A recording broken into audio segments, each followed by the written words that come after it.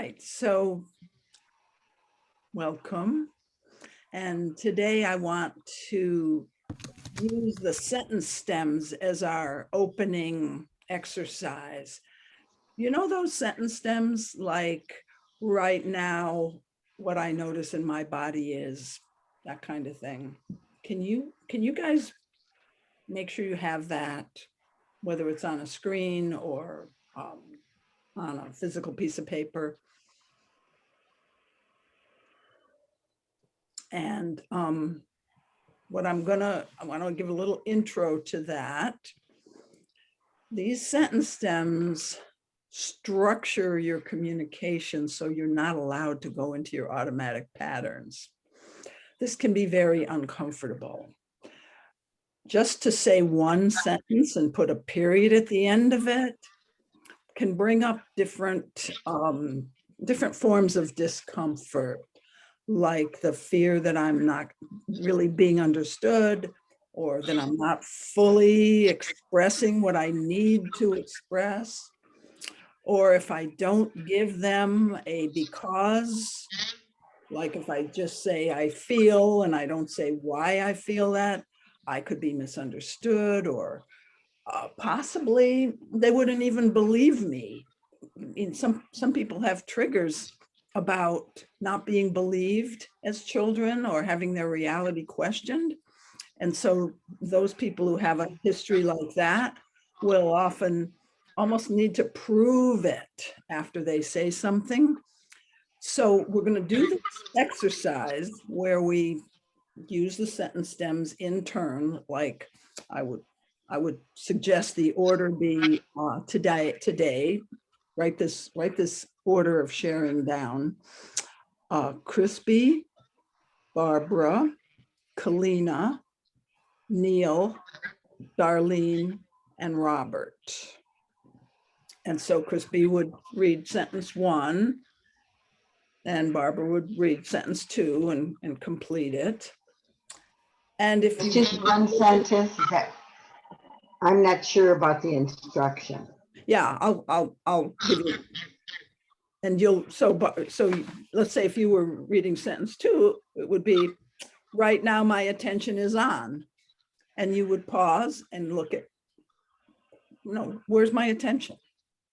Right now my attention is on that little green camera thing in the middle of my screen. No, it doesn't have to be profound. It's just wherever you really are in that moment. And then we will debrief this exercise after we go through a few rounds, circling around. We'll talk about, how was that for you? Did any triggers come up, or any just discomfort? So that'll all be part of the part of the salon today was, when I said a period after the word anger, I felt anxiety in my chest, something like that. So that would be the debrief afterwards. So I'll help you with that too. So the exercise is to see how it feels to say something in one sentence.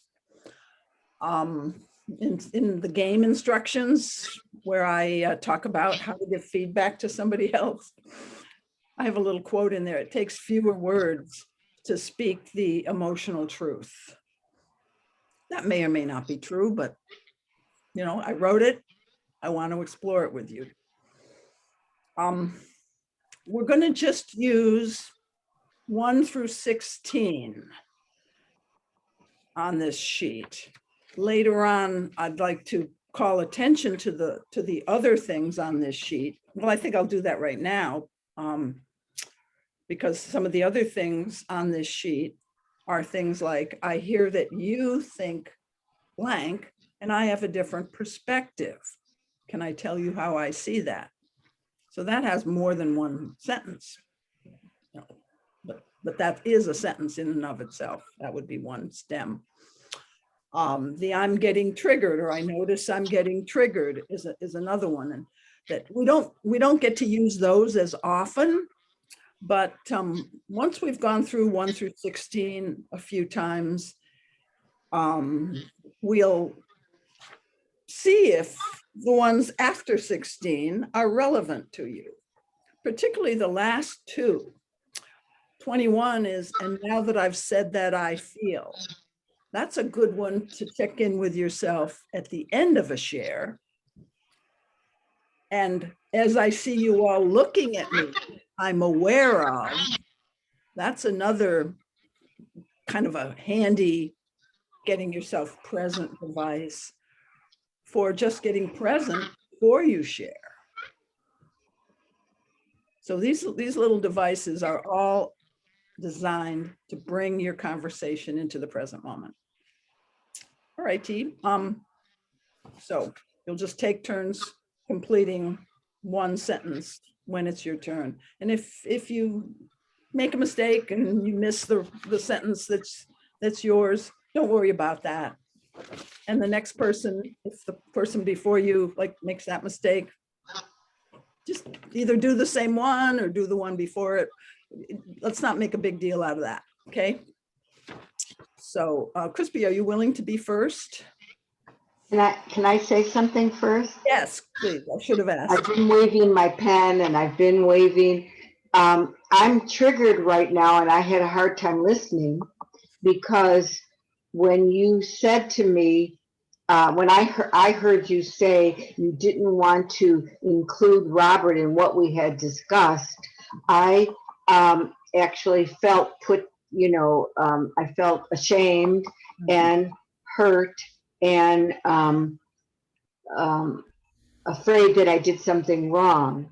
And then when you did include him anyway, I got angry and upset that you did exactly what you said you weren't going to do. So I just wanted to process this before we started because I'm triggered. I'm definitely triggered. And I had a hard time even listening to any of the instructions. So thank you. Thank you so much, Barbara, for doing what you just did. And I imagine I can completely understand why you would feel what you felt. In fact, when I included Robert, I thought, oh, I could have done that without saying what I said to Barbara. I had a real regret inside of me. So I want you to know that if I had it to do over, I would have said, yeah, I would have said yes to your idea. And I'm really sorry for how I handled that. Thank you. I feel a pain in my chest. I still feel like I did something wrong and I'm trying to deal with that. So yeah. So when I hear you say that, I kind of want to call for a total group pause for a moment to just kind of tune in to how that part of us might feel, the part that Barbara is talking about in herself. I did something wrong. Let's feel tenderness toward that part that may come up for most of us at times. And just breathe a little bit. I'm putting my hand on my chest.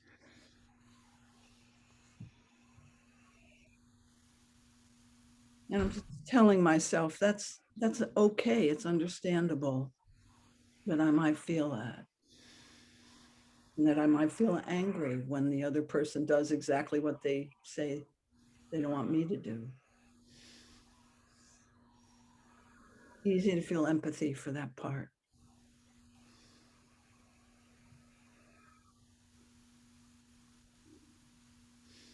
Now, for the person who actually got triggered, there might be more time you want to spend with that, Barbara. What do you think?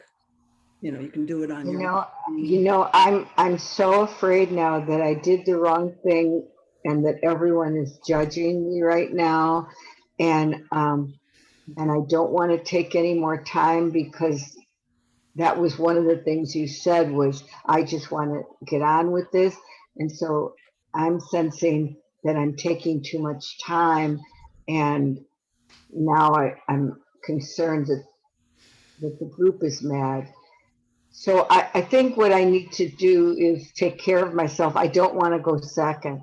Yeah, I, let's leave you to, let's I, put you last. You want to, and you can I pass. would, I would prefer going last, and I think that might help me. Yeah, Okay. yeah. And when it does come to your turn, if you want to pass, you know, we'll go around again and we'll come to you again. Okay. So Okay. Thank you. I respect your decision, and I imagine that you're taking care of yourself right now. Thank you. And maybe somebody has something to say to you, like Neil. Yeah. Barbara, when I heard you say that, I felt excited, relieved, inspired. I notice right now my heart is beating, and I'm not sure exactly why, what this is.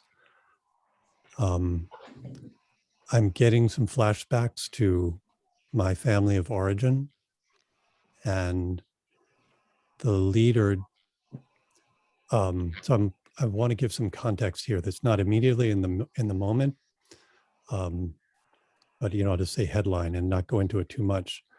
This I think is some part of my healing, where an authority figure would do something, and then we all had to go along with it.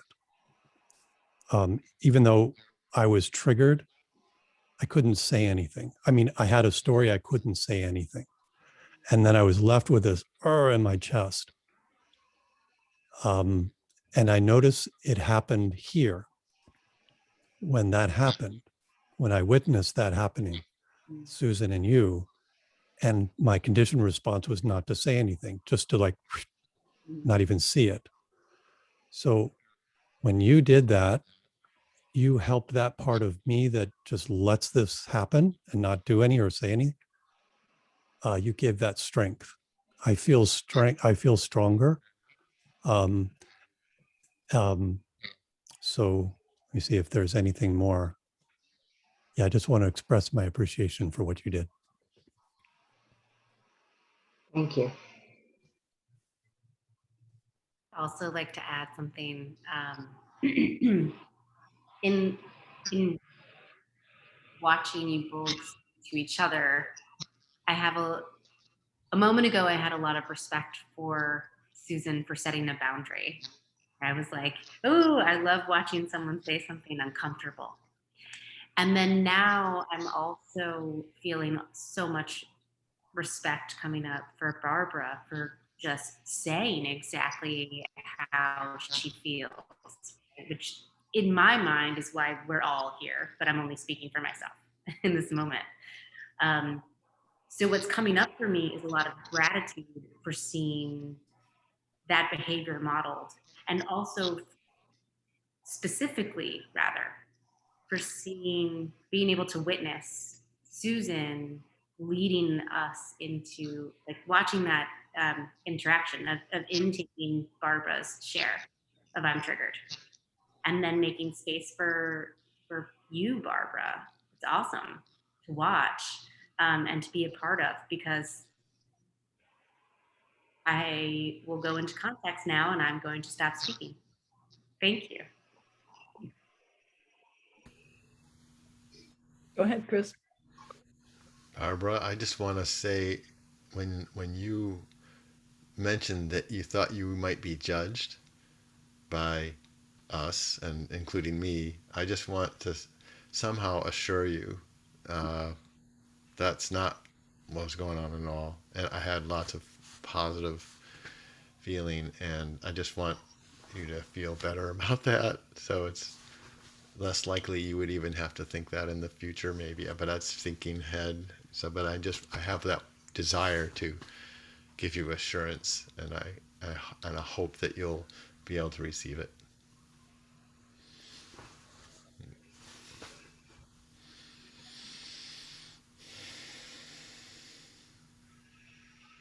Thank you, everybody.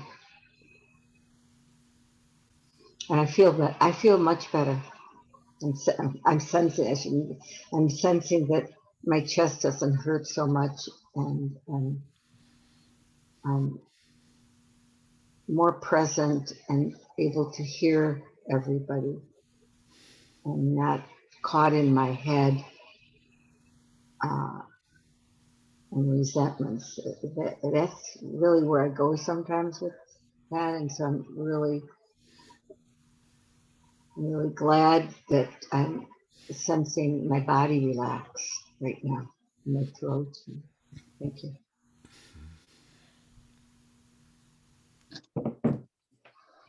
Okay, thanks everybody. It takes a village to heal the village. Mhm. So changing the order, it'll be Crispy, Kalina, Neil, Darlene, Robert, and Barbara. And so I'm still pushing on with this exercise to use the sentence stems. Okay. We'll give Crispy the floor. Right now, I'm feeling warmth and vibration, buzzing, fear, and excitement sort in my chest and down to my ribs and insides of my arms.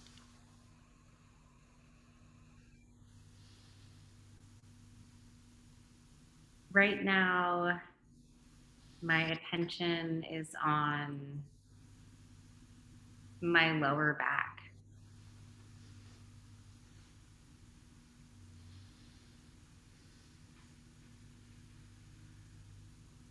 Right now, I'm noticing my heart beat.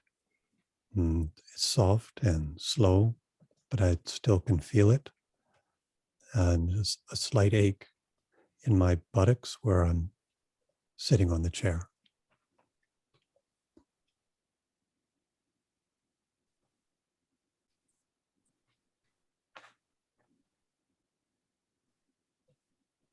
I'm sorry. Right now, I'm saying to myself, I feel admiration for Barbara's not backing down the second time around. That she said how she felt and that she felt it again, that it hadn't resolved itself, and she was honest about that. And that even in that, she created a self-care plan for herself to go at the end. And I just appreciate that. And yeah, I hope I remember how to model that if I get triggered in a group. That's all. What's coming up for me now is body sensations, feeling heart still going fast from racing to get here, breathing still constrained, and but feeling I'm beginning to get back to where I actually am.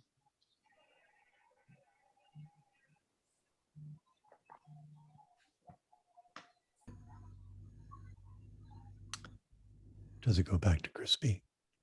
Barbara's turn. If Oh, I'm sorry. I got confused.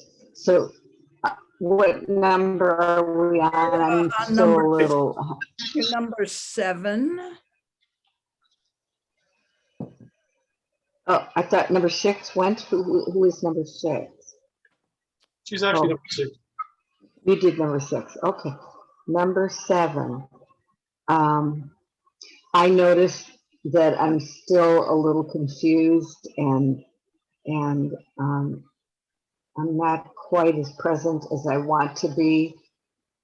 And I might have to leave for a minute to use the restroom. And that's what I'm noticing. So Crispy, you'll continue with number 8. Okay.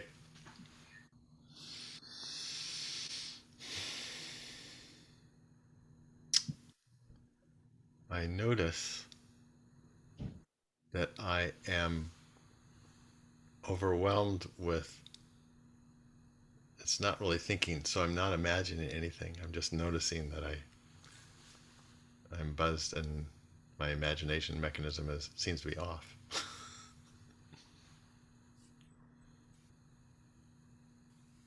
In my body, I feel a little bit of tension in my back.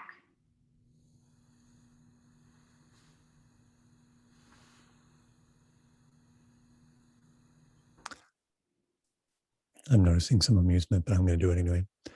What I heard you say was you're feeling some tension in your back. Did I get what you said?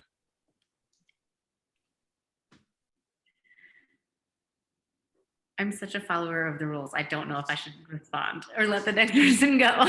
My good student context is like so present. And also like I want to add more things, but I'm like, I'm sticking to this one sentence thing. Like I'm doing it. That's my self. All right, let's let me loosen things up. You may respond, Kalina. Thank you so much. Susan, I really needed that permission, so I very much appreciate it. Yeah, I'm feeling uncomfortable in this seat, and my self-talk is I need to buy throw pillows for this couch so that my guests will be comfortable here, because I'm at my retreat today. And secondly, I want to stay off mute, and I know that if I move around and get comfortable, it'll be very loud. So I'm trying to be with the discomfort and play with my edge of, am I actually in pain, or am I just uncomfortable? And how can I get into that a little bit more? I'm not sure if I go to 10 or it's 11. How should? So it's Darlene's turn, right? Yeah, we could just go into a loop. Yeah, you could, but that gave you a lot to work with, Neil. A lot for my Maybe own. maybe we ought to get. You want to take a crack at that one at saying I heard that'll give you a little more practice. But Okay. but Kalina, keep your response shorter this time. Just for the purposes of keeping it moving. Let's give Neil an additional turn there. Okay, and I'm hearing additional challenge. So I hear you say that you're noticing some discomfort in your body as you're sitting there, and your self-talk is that you should get some throw pillows for that sofa that you're on. You also have some concern about being on mute and off mute because you think that might disturb, that's my interpretation, I think might disturb the group. And something also about you're at a retreat center, and I may be filling in blanks with my own words. There's some concern about the comfort of people that come to this place where you'll be meeting and yeah, exploring things. Did I get what you said? I get Yes. what you mean. Yes. Actually, Kalina, if there is anything he missed, go ahead, because this is good practice. I like what's going on. No, I think he actually got it. But Susan, when you told me to make my response shorter, I felt so much joy.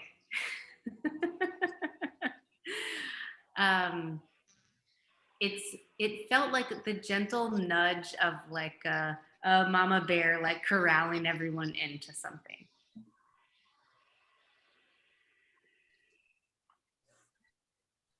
Okay.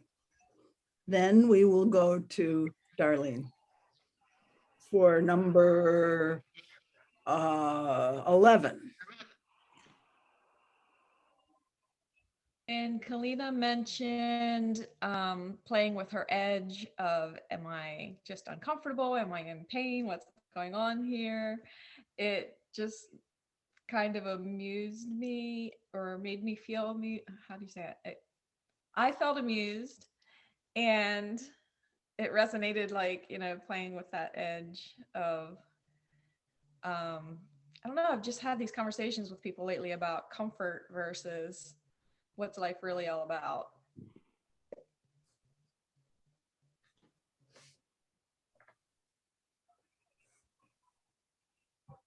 So it's Robert. Crispy, when I heard you said that you kind trying to remember the exact word, but your imagination is not turned on, but you're actually present.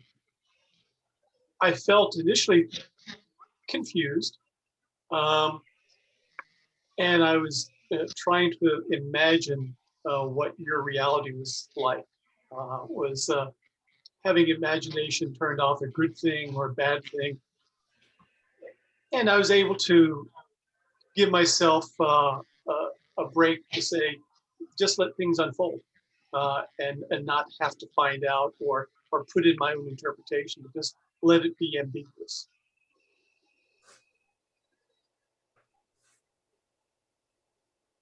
Is it my So, turn now? Barbara, Yeah, I'm sorry. So Robert, hearing you say, especially what you said at the end, let things unfold. Um, my self-talk is,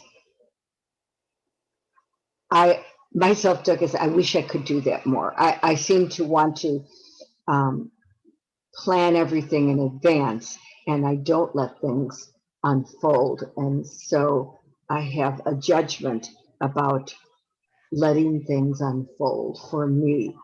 And I was grateful that you said what you said. I made that too long of a sentence. I'm sorry.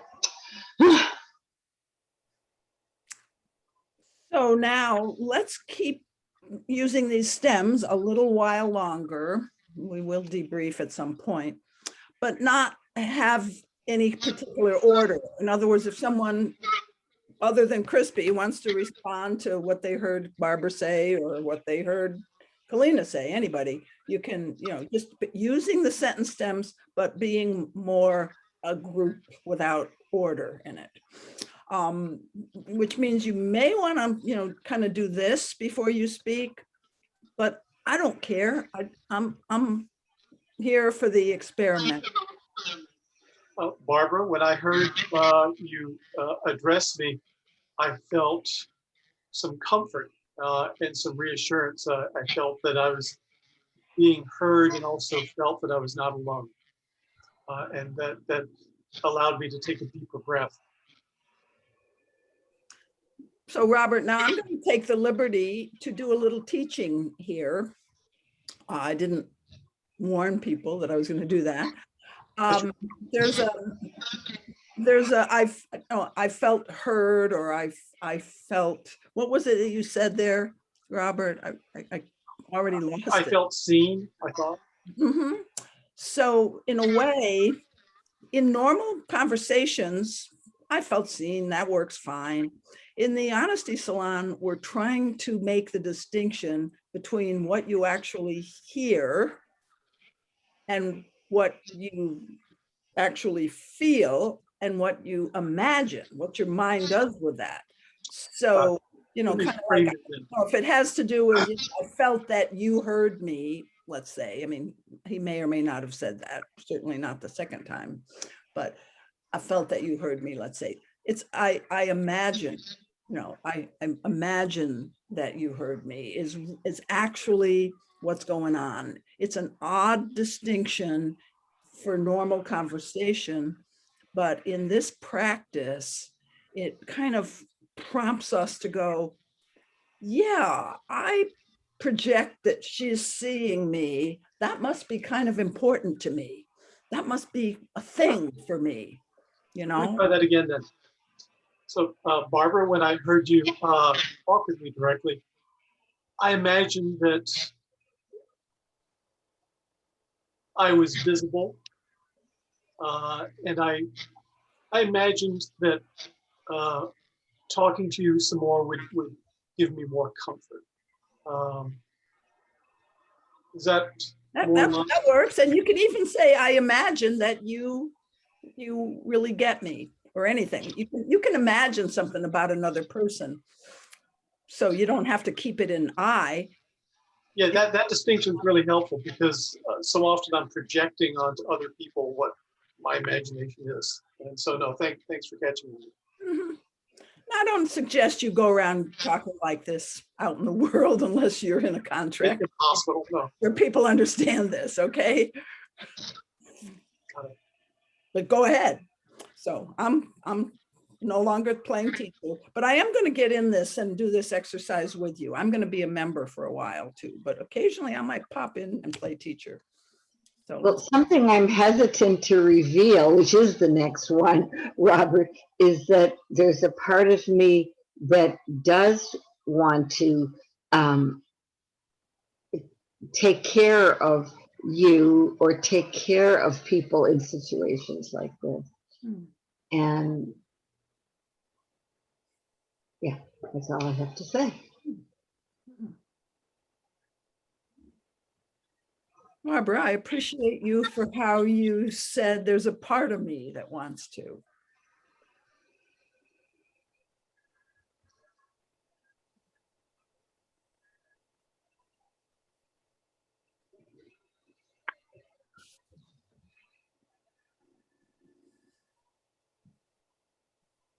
Something I'm afraid to reveal is I'm still with what happened at the beginning of the group. And my self-talk is there's more there for Susan. There's more in what happened that wasn't processed.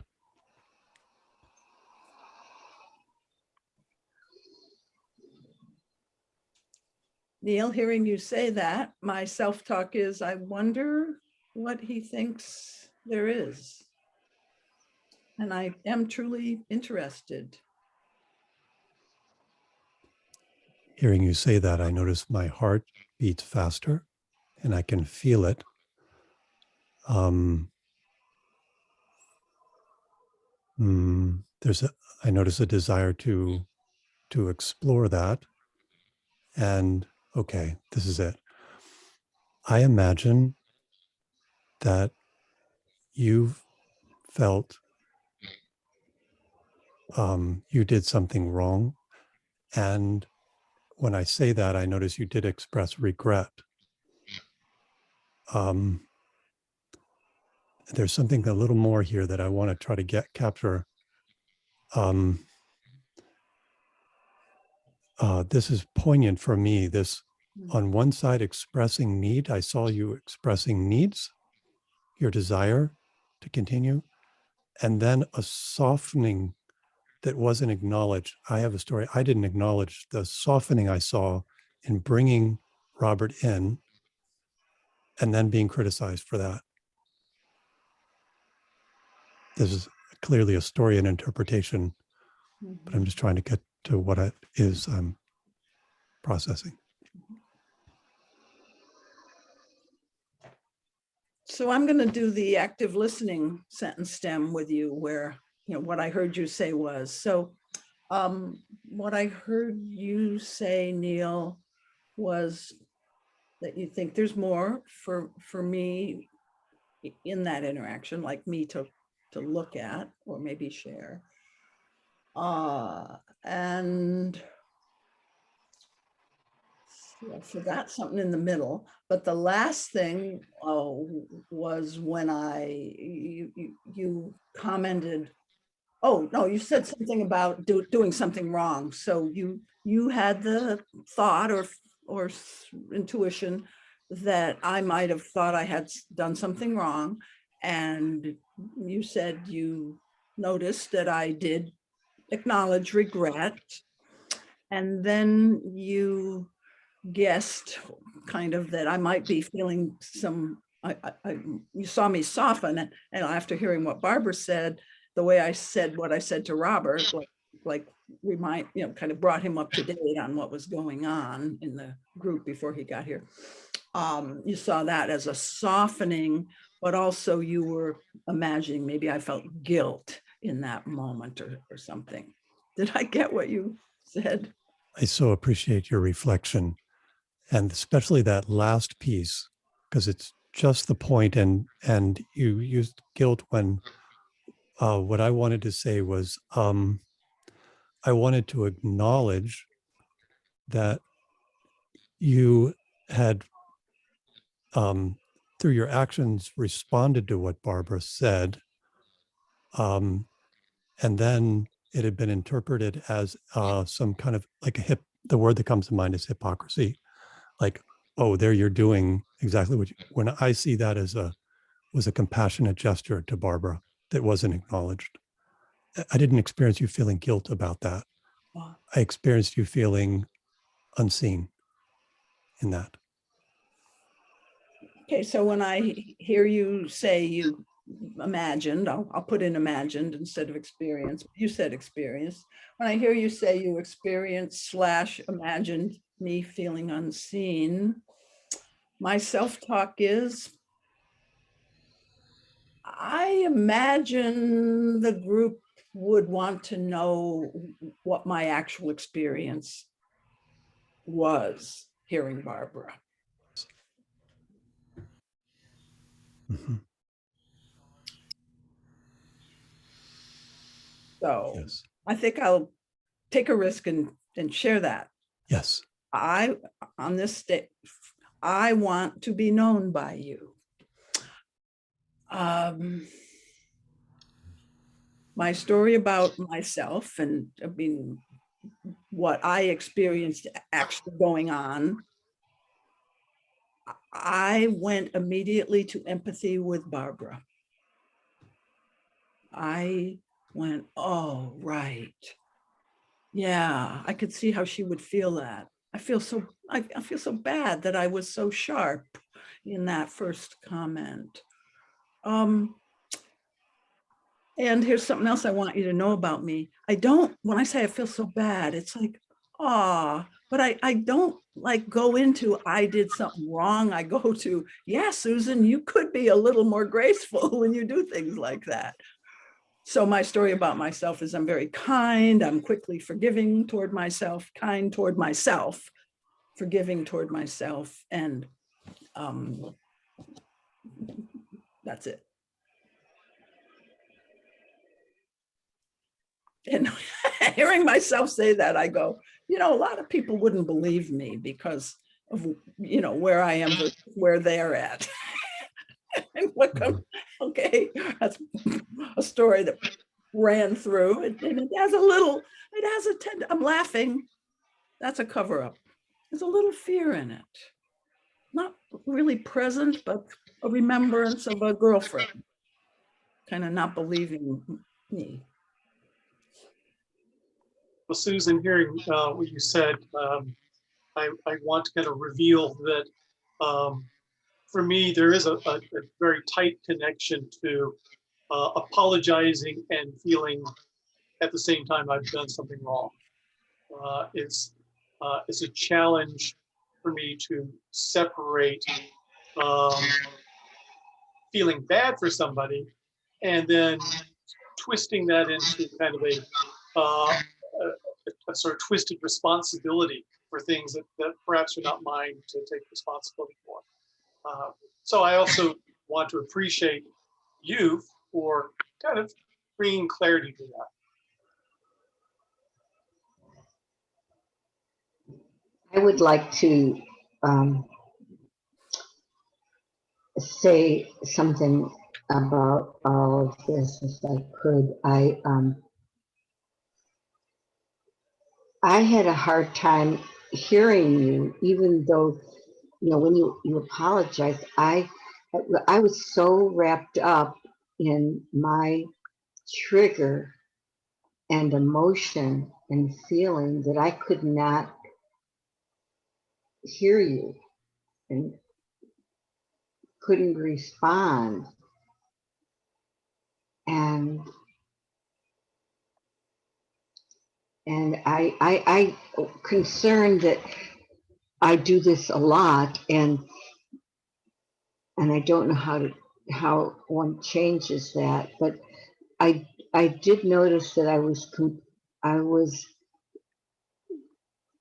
really trying to stay with my feelings, but it's hard to be present for myself and be present for another person at the same time. And that's what I was dealing with, was this person is reaching out and I am hurt and angry and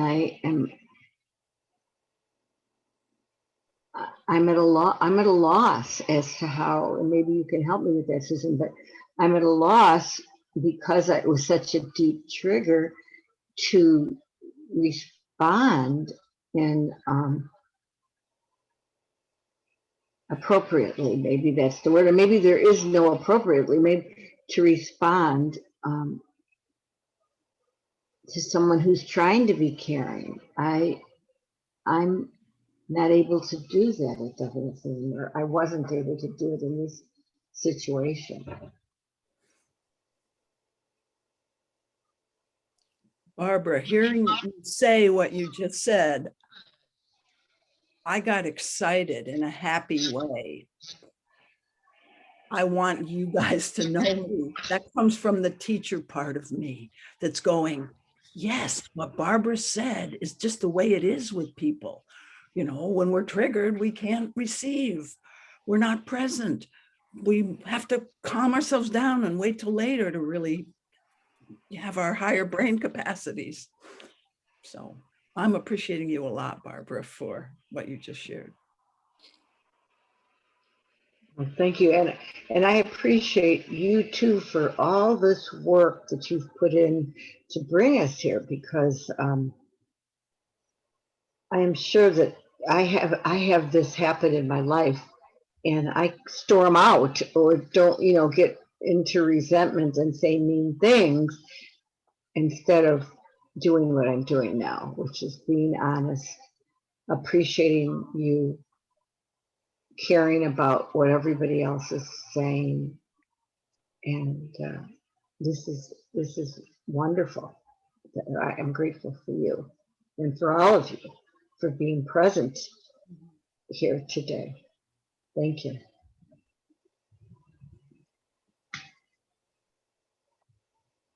And I heard Barbara say that it's hard to be present with her own feelings and also with the other person's communication.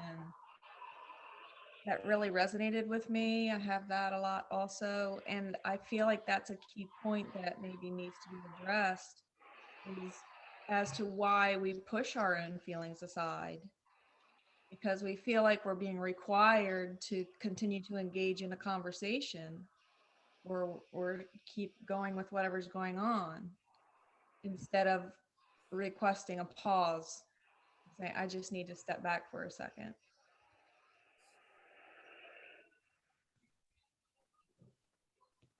Darlene, thank you so much, because that's it. Well, I want to be able to say, I need a pause. I can't respond. I need a timeout. Can I take a timeout for myself? So thank you so much for that. That really, when I hear you say that, it makes me feel so happy and clear and elated that there is an answer. You've given me an answer. So thank you. When I hear you talking about taking a time out and soothing, I feel conflicted. My self-talk is, what happened is so beautiful exactly as it was. And I see how it can help to take time, and yet it was so beautiful when you didn't. So that's what comes up.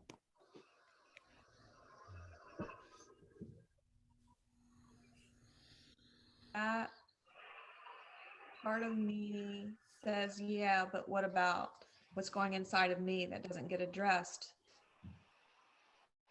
in that exchange? What about the part of me that then I have to take care of later because I didn't take care of it now?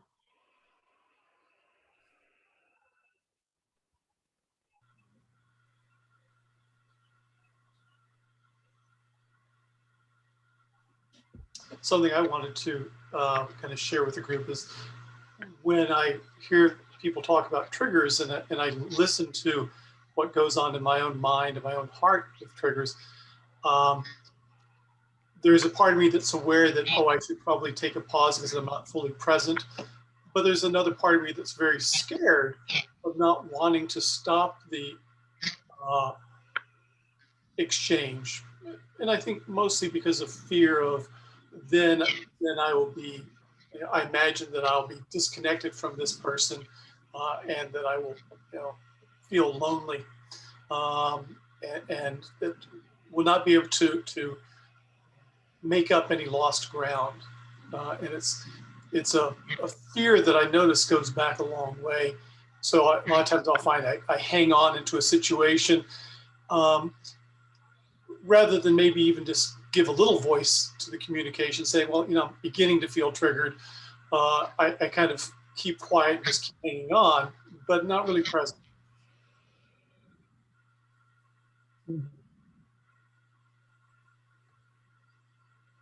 When you say that, Robert, it makes me, my self-talk is, yes, how present are we when we don't take the pause?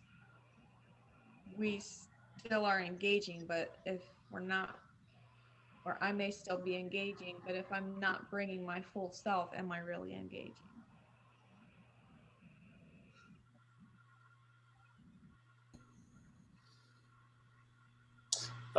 Darling, when you say that, in my mind, I hear my mind kind of start racing with wanting to explain things, want to come up with exceptions, and contingency plans. It's just kind of more of my controlling pattern.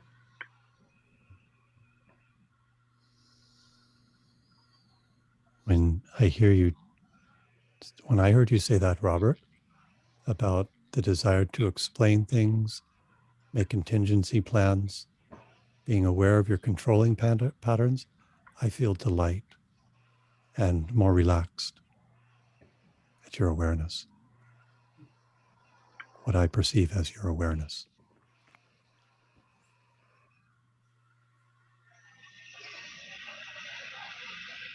I would say that I find that my earlier difficulty with breathing and my heart rate improves.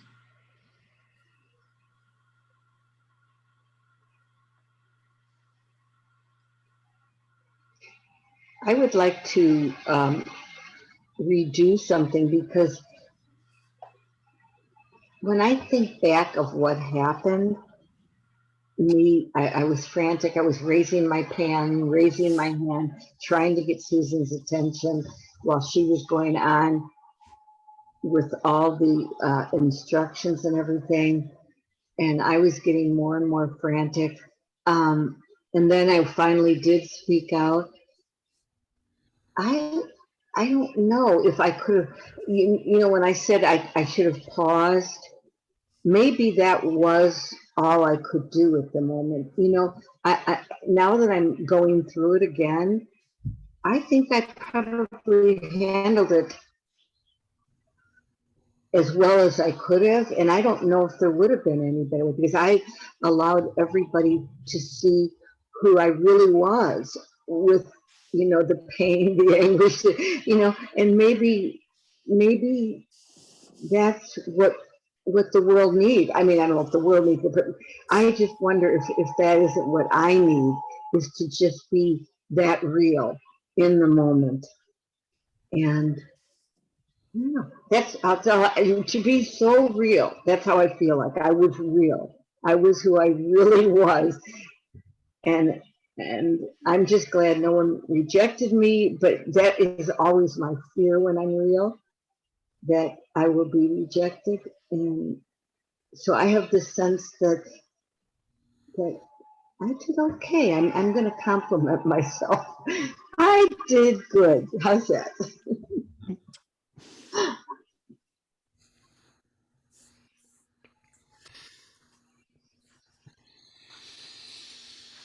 I think maybe we should start our debrief, which is sort of slightly longer. Usually we have our closure round. And so that's what this is. This is a combination of closure around, what I'm left with, what I'm concluding, what I'm chewing on, any of that. But each person will get a turn, and then we can interact. We'll have time to interact a little bit, I think. I do want you to notice too, when you were working with specific sentence stems, what did you notice about how you did it, what you were feeling, any of that, especially discomfort. So maybe we could start our debrief by each getting a turn, but once everybody's got a turn, I'm hoping there'll be a little chance for back and forth at the end. So Crispy, let's do that same order. Crispy, Colleen, and Neil. Just whatever you noticed or felt about the session today, or what you're left with. Thank you. Um, I noticed about the sentence stems that there was a familiar mixture of delight and awkwardness that I got from another practice in the meditation group where we do awkward things. Awkward is not the enemy, and you play with it, and it becomes delightful to say something that you want to say something more, and you just, and it was familiar, and uh, I was happy with it, and it was really, there's mixed feelings, but I was happy with the discipline and the exercise. It stretched me. Uh, I'm noticing also that the conversation went along a long theme in a way that I didn't want to disrupt because I was getting something out of it. I was going back to my triggers and understanding about imagining how long it takes to get over a trigger and when you're ready to engage again, and how I'm sort of never over some of my triggers, and so I'm always partially non-engaged. And I had all sorts of inspirations that were triggered and brought forward by the conversation, and it was very rich and I appreciated it. And I had one thing that I noticed that was also something I'm going to be chewing on.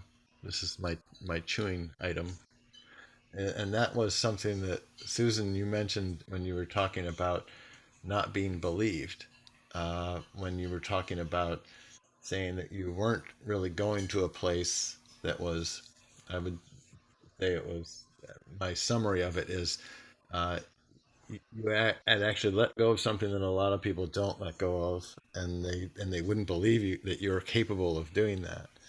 And I started shuddering, and uh, with my own past, with the memories of not being believed.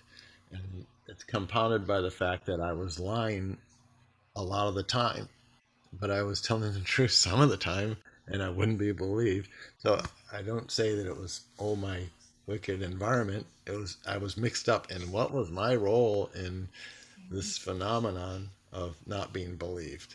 And it was a big issue that you've helped me surface.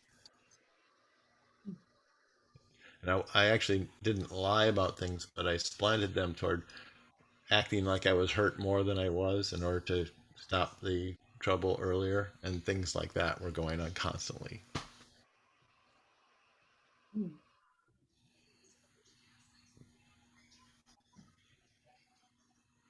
Um, what I noticed about the sentence stems and using them this time around was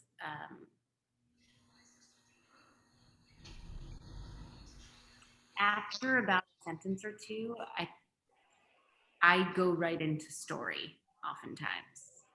So to be that concise, um, it, there's some liberation, actually, quite a bit of liberation for me in that. And um, as was on display, very present to my good student context of, well, the woman said one sentence, so the woman gets one sentence, right? So playing around with how can I be authentic and share, and also play within the guidelines to try something new.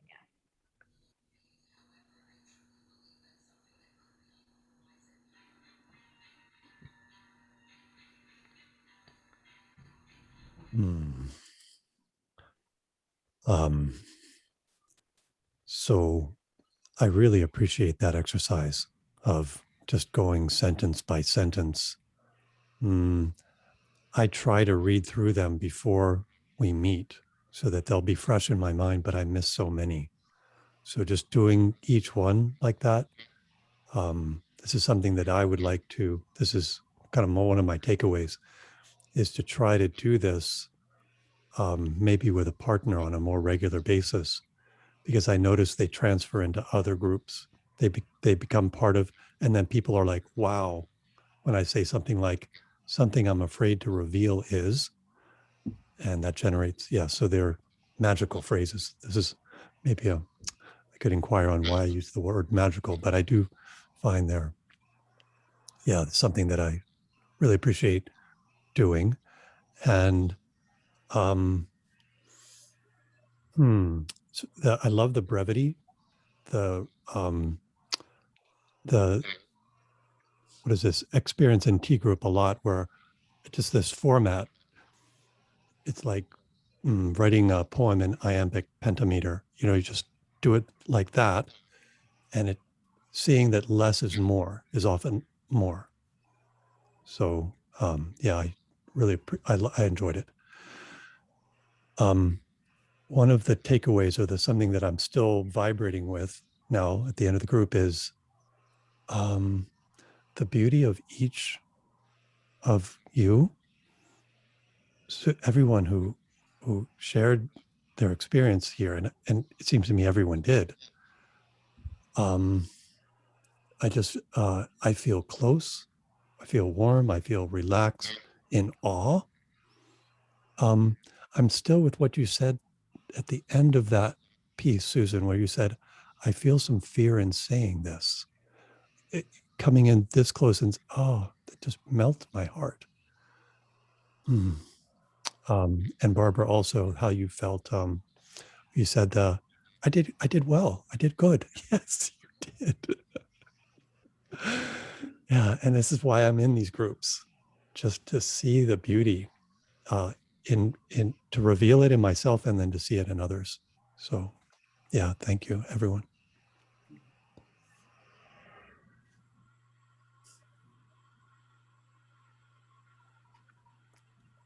The thing that I am afraid to reveal is that I was triggered at the end of when I was talking about pauses. And I don't know what else to say.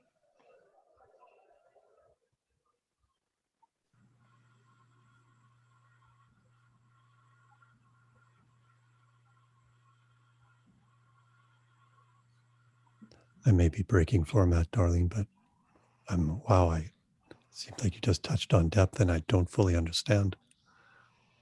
I guess I have a desire to hear more.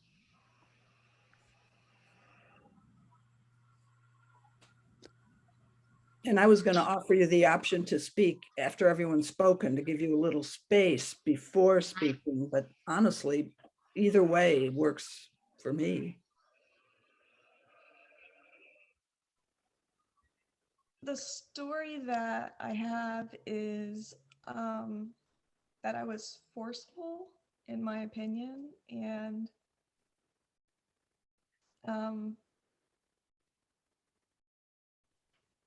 so I feel really connected to everyone in the group except you, Neil, and I felt like I kind of pushed you away by being forceful in my statement.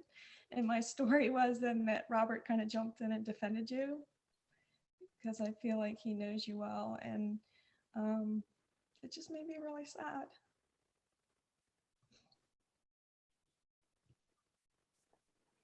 Oh, Darlene, when I hear you say that, I feel warm, and there's some confusion also. I notice a desire to know you more because I guess we're new. I'm new to you in the group. There's curiosity there. And I just want to check that assumption that what I heard you say was you brought your perspective forcefully, and that may have created distance between us somehow. That wasn't my experience. I appreciate what you brought, your view, and I agree with it. There's a part of me who agrees. I don't have an answer there. Yeah. I'll have to fix it Mhm. because I know my trigger really isn't to do with you. I've just been dealing with stuff today, and it just was triggering it again. It wasn't you, but thank you for your kindness and assurance. I appreciate that.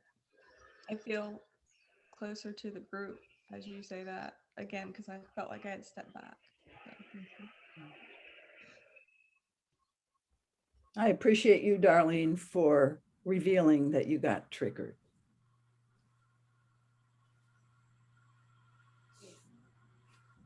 I appreciate you, Darlene, for the way you said it. It was very tender and made me very teary.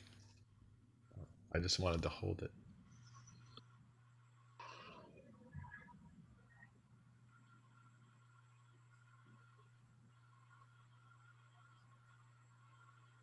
Okay, we can go to Robert now. I want to be able to share with the group. They're kind of mixed together, the sentence stems as well as kind of triggers. They kind of go hand in hand.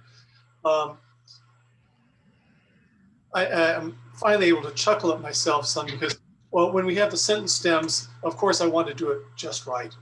And so I found myself counting, saying, okay, I'm number 5. Let me go ahead, look ahead and see what that sentence is because I want to get it right. Oh my God, somebody's jumping out of line. Don't they know? They're screwing things up for me. So it's so fascinating how even in something where one is looking for openness and spontaneity, I'm still working hard to control it. So I was able to laugh at myself and say, okay, just be brave. Let's see what number comes up when it's your turn, rather than try to predict ahead of time. And that actually then ties into, Darlene, some of the things you were mentioning as far as with triggers. And I think I may have had a little bit of an aha moment because if I'm, if with my partner, if I'm always pausing when I'm triggered, I won't have a conversation. So I realize that for me, I need to recognize when I'm triggered. And then the most important step is to try to move to vulnerability because then actually I am present. I may not be perfect, but I'll at least be present sharing my vulnerability. I used to think that somehow I just had to only have conversations when I had no triggers. But now I'm trying to give a little bit, at least for me, what feels a bit more realistic of, can I be vulnerable, partially triggered, vulnerable, but continuing on. That feels a little bit better.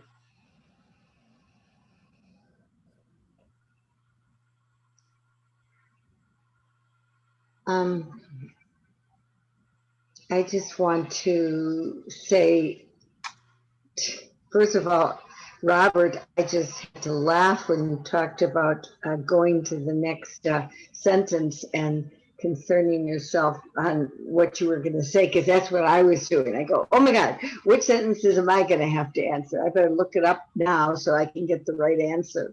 So I really felt happy when you said that, because then I felt like I wasn't so alone. So it was humorous to me. And Darlene, I was so touched by what you shared and felt so much closer to you and connected to you. So thank you. Thank you for being so real. And this is good. I like doing this sentence structure thing, I think, because it's hard for me to remember how exactly to put these together. So that was really interesting for me, and I think it's something that I'd like to do again. And I think the thing that I've talked about most during the session is me speaking up and being honest about what was going on with me is something that I really want to start doing with my family more and other people. And I feel like I have the courage to do that now since I have done it here. So thank you, Susan, for being able to hear me, and all of you for not judging me and being present with me for this process. I'm so grateful, really grateful to all of you. So thank you.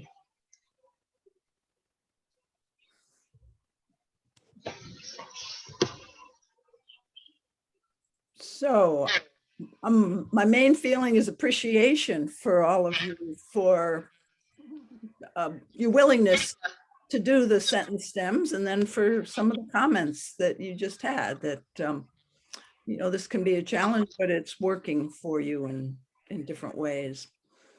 So honestly, that's all I have by way of closure. I mean, there's a whole lot of stuff that I'm chewing on about how, I guess how I don't always need to teach everything. The group learns by itself is a story that I'm walking away with. There's also a voice that says, yes, but I could make it so much easier for you guys. I used to start my speeches out, you know, I'd give speeches to big audiences. I'd say, life will teach you everything you need to know about relationships. The trouble is it takes so damn long. So Susan to the rescue, you know, that type of thing. So you have helped me stay more in my humble part today. So thank you. And any feedback for anybody else? I mean, we only have a minute here, but I thought maybe there'd be comments that would happen after the debrief. And so, you know, let's say the floor is open for another minute or two. I'm a little afraid to reveal that I don't remember what Kalina said, and I was wondering if we missed her, if we skipped her. You said something, so I've revealed that I don't remember what you said.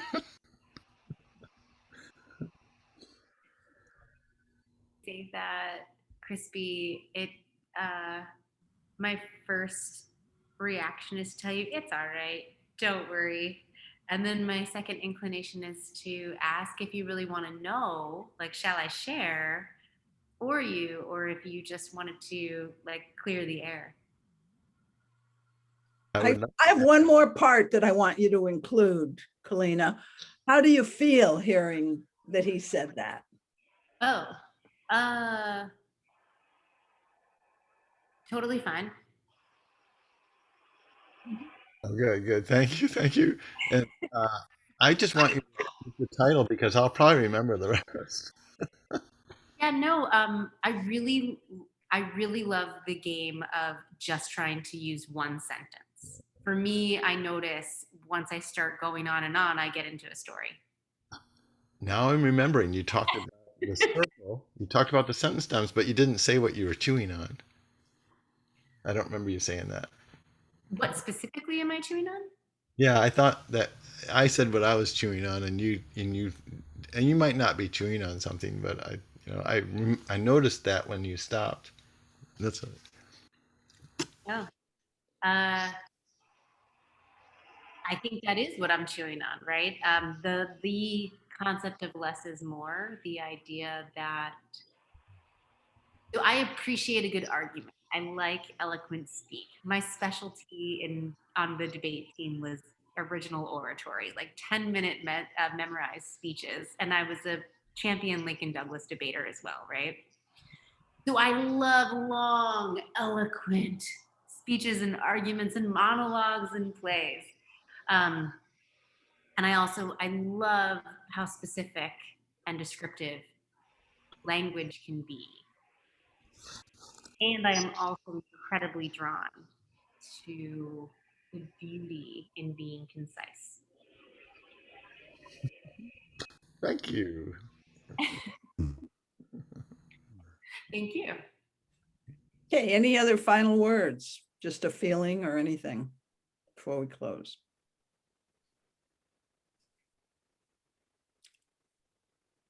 All right. Thank you for today. I will see you next Wednesday, same time. Thank you.